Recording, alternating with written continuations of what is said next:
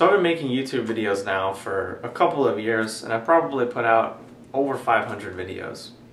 And I can tell you, for reasons that I don't really understand, the main things that I've gotten the most amount of questions about would be marijuana, magic mushrooms, enlightenment, and ascension.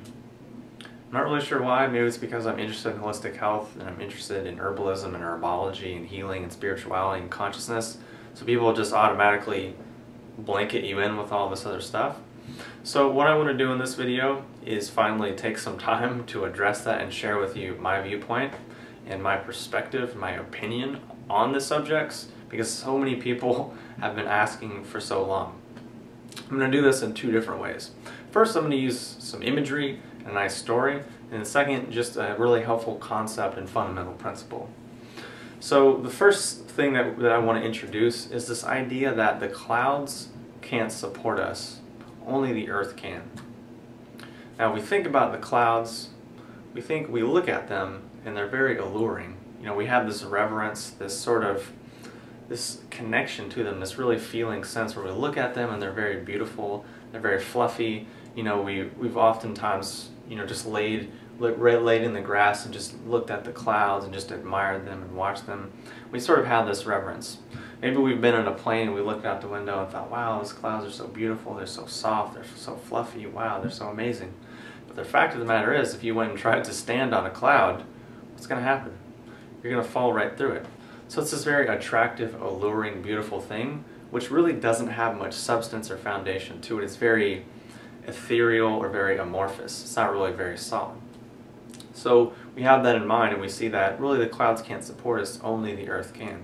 So to take that deeper and round this out, I want to pose a few certain questions.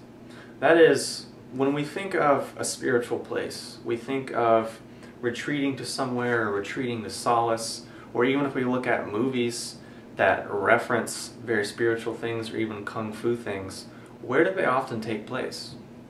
In the mountains. When we think of a monastery or a temple, where do we often visualize it? In the mountains.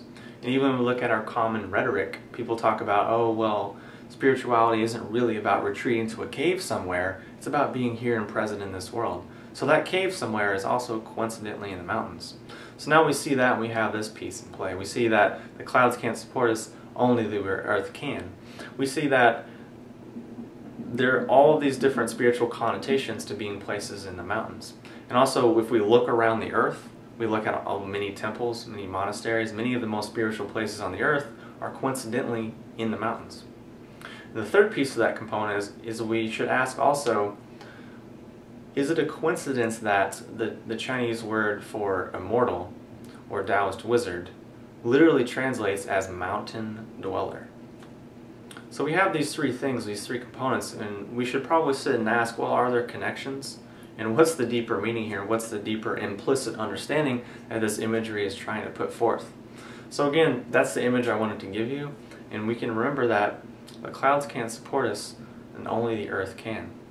So to take it deeper and just clearly state it, it's probably no coincidence that myriad of spiritual places take place in the mountains. The translation for Taoist immortal or wizard translates as mountain dweller.